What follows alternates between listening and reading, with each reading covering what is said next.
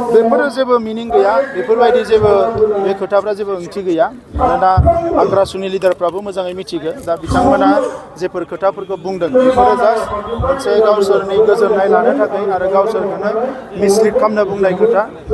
भारत सरकारा आसामनि कुनु मोनसे ओनसोलखौ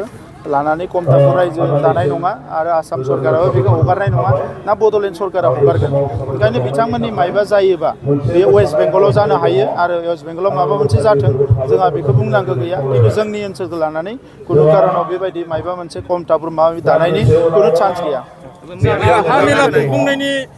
हा मेला खुंफुंनायाव मण्डलिफोरा गोबां माने रां दालालि खालामदों होननानै रायजोफ्रा ओजों दिखांगासिनो दं बेबायदि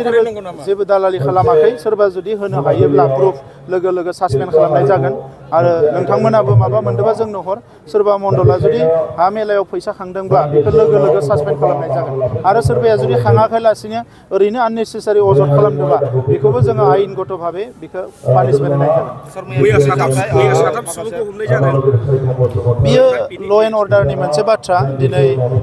जेखौ बिथांमोना पुलिस प्रशासना बुंदों जे बेवहाय नोंथांमोनाबो बयबो नुदों दा आंनि खावलायनाया बेल' जे बड'लेण्ड ओनसोलाव कुनु एगेन माने हिंसा खालामनायनि थाखाय जाहाथे रावबो नाजाया आरो रावबो बेबायदि बेआइनि सिलाय तिलायफोरखौ रावबो लाखिया बा इयुनावबो दोना आं बेखौ खावलायगोन फिन हिंसा खालामनाय माने जोंहानो खहा जागोन दिनै गोजोन थासारि फैनाय लोगो लोगो जोंहा गेलेनायनि बिथिङाव फरायनायनि बिथिङाव गुबुन गुबुन बिथिङाव जौगानो हमदों रायजो राजाफ्रा फुंनि मोनानि बेरायनो हादों मोजां मोनसे थासारि फैदों दा बेबायदि समायाव सोरबाया जाहाथे हिंसा खालामनायनि बेबायदि मोनसे गुबुन गाज्रि लामाजों आगान सुरा आं बेखौ बयखौबो खावलायदों मानोना हारिनि फारसे बयहाबो बिबान दङ दा बे बिबानखौ बयखौबो रुजुनो थाखाय आं खावलायदों बिधान सभानि जिखिनि आरो माखासे बियाबफोरखौ सोदांनायनि माखासे बेनि हाबाफारिया जागायसिगोन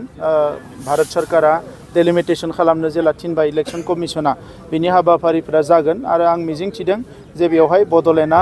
बारा जेबो बेबायदि साननांगौ गैया जोङो जेरैबायदि हास्थायदों बेबायदिनो मोजांखौनो जों खालामनो हागोन होननानै आं मिजिं थिदों